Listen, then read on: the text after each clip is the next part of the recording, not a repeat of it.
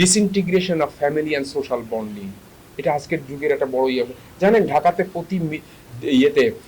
প্রতিদিন 700 প্রতি 38 মিনিটে একটা তালাক হচ্ছে।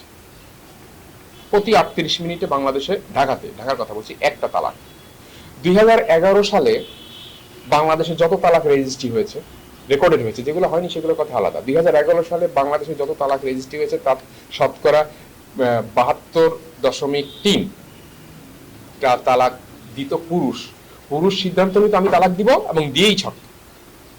এটা তো 2011 সালে। 2020 সালে উল্টো, এখন শতকরা 82.1টা তালাক হয় মেয়ে। বেড়েছে 500 টাইমস, 500 গুণ বেড়েছে। সংসার ভেঙে যাচ্ছে, বাচ্চাগুলো যাচ্ছে কিনা। স্ত্রী তালাক দিয়ে চলে যাচ্ছে, স্বামী পাচ্ছে। স্বামী তালাক দিয়ে চলে যাচ্ছে, বউ পাচ্ছে। বাচ্চা কাকে পাচ্ছে? বাপ মা কই? এই বাচ্চাগুলো মানুষ হবে কোথায়?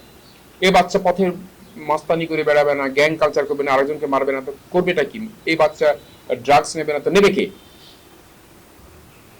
ঢাকাতে কয়েকদিন আগে আমার মাস দেড়েক আগে আমার কাছে একটা সেশন আমাকে খুব ধরেছে, ভাই একটা সেশন করে দিতে হবে, স্যার একটা সেশন করে দিতে হবে। স্বামী স্ত্রী দুইজনে, ওরা বিয়ের 8 মাস 9 মাস পুরনো হয়েছে, তার মধ্যে প্রথম 3 মাস বোধহয় ভালো ছিল, এরপরে এমন অবস্থা স্বামী স্ত্রী কেউ কারো মুখ দেখে না, তালাক দেবে।